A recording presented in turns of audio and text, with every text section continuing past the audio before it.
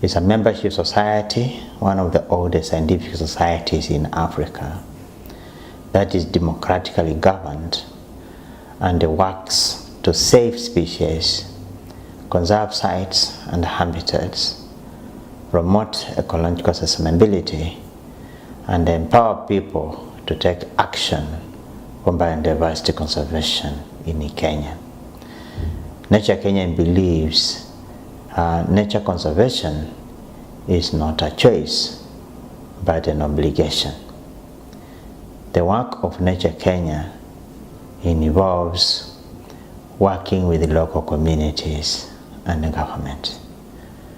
For local communities, Nature Kenya works with institutions called site supporting groups. These are local conservation groups that are present in 19 different places distributed across the country, from western to central to the coast.